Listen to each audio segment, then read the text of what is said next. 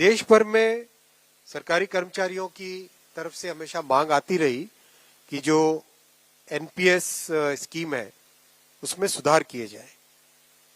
सुधार के लिए एक कमेटी बनाई थी माननीय प्रधानमंत्री श्री नरेंद्र मोदी जी ने अप्रैल 2023 में। डॉक्टर सोमनाथन साहब, जो कि आपके सामने आज कैबिनेट सेक्रेटरी डेजिग्नेट के हिसाब से बैठे हैं, आप फाइनेंस सेक्रेटरी के हिसाब से इस कमेटी के चेयरमैन थे, और इस कमेटी ने एक्सटेंसिव कंसल्टेशन किया।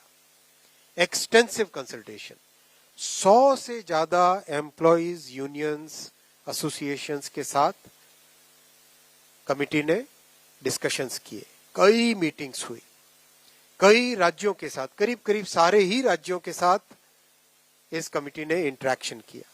उनके राज्यों के फाइनेंस सेक्रेटरीज, राज्यों की पॉलिटिकल लीडरशिप, सभी ने अपने अपने इनपुट दिए। राज्य सरकारों के जो एम्प्लॉयज की एसोसिएशंस थी, उन सब ने इंपॉर्टेंस दी। तो जिस सीरियसनेस के साथ प्रधानमंत्री श्री नरेंद्र मोदी जी ने इस विषय को लिया, आप सब जानते हैं कि मोदी जी के काम करने की शैली में और विपक्ष में एक बहुत बड़ा डिफरेंस है। विपक्ष में केवल एक मुद्दा रख देना, केवल एक घोषणा कर देना, कुछ अनाउंसमेंट्स कर देना, वो उनकी शैली है। मोदी जी की शैली है हमेशा जो मुद्दा है उसको सीरियसली लो, उसको डिटेल में समझो, उस पे जितना पॉसिबल है कंसल्टेशन करो, और उस कंसल्टेशन से निकल के जो देश हित में, जनहित में और स्टेक होल्डर्स के हित में जो विषय आए, उसको उस तरह से आगे रखना।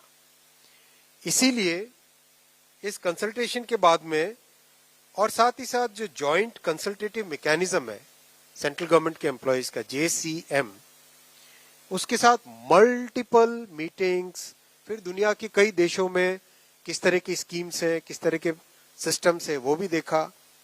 फिर भारत की जो अर्थव्यवस्था है और केंद्र सरकार का बजट है, उसको समझने के लिए रिजर्व बैंक ऑफ इंडिया के साथ, वर्ल्ड बैंक के साथ, सबके साथ कंसल्टेशंस हुए। और इस कंसल्टेशन के बाद में एक यूनिफाइड पेंशन स्कीम का रिकमेंडेशन इस कमेटी ने किया, और आज प्रधानमंत्री श्री नरेंद्र मोदी जी की अध्यक्षता में यूनियन कैबिनेट ने यूनिफाइड पेंशन स्कीम को अप्रूव किया है, इसको अनुमोदित किया है, और ये स्कीम अभी आने वाले समय में लागू होगी।